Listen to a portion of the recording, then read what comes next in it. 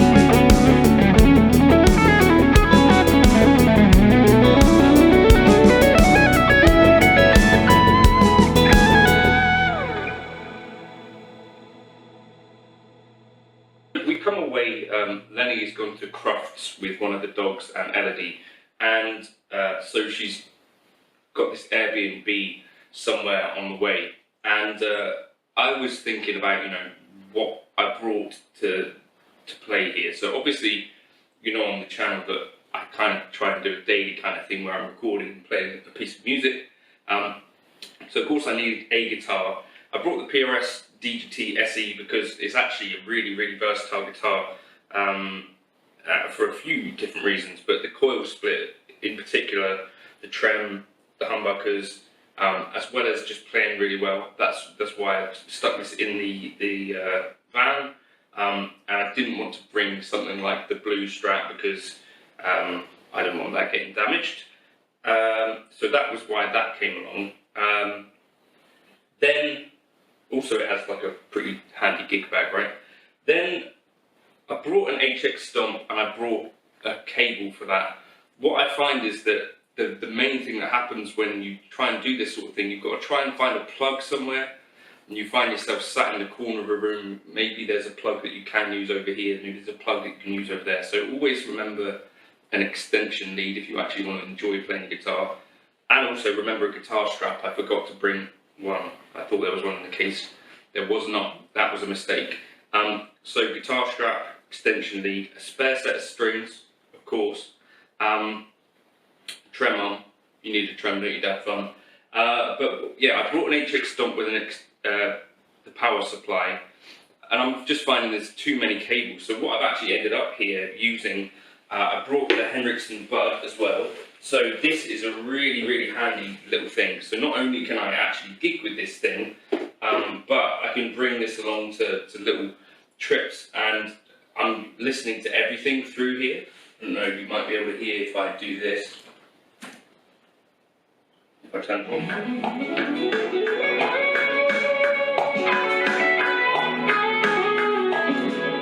So that's handling kind of not just the guitar tone. This is basically just acting like a kind of mini studio monitor. Quite handy for this, really. I do really like this. And when I gig it, I take the Helix bud, this is the 6, I take it out with an EVM speaker, and then that basically is as loud as it ever needs to be. Can really keep up very well in that scenario. So I would plug like an HX Stomp or something into that. Now, as I'm saying, with the cables are things that really annoy me in setting up and all that stuff. So I've got this kind of futuristic rig where I'm just plugging into a Behringer UMC22, super cheap interface. I've done other videos about this, and then this cable's just coming out straight into this. Quite an easy setup. I don't like using headphones in this sort of thing because, again, it's like another thing that you feel attached to, and it just gets in the way. So headphones are a no-go for this sort of thing for me. I want to feel as detached from the thing as possible so that I actually can enjoy and not feel enclosed. And then, yeah, just a laptop running Helix native. I did set up for another video where I used the HX Stomp and all of that sort of stuff, and I was just finding this is too many cables. So I just basically axed that.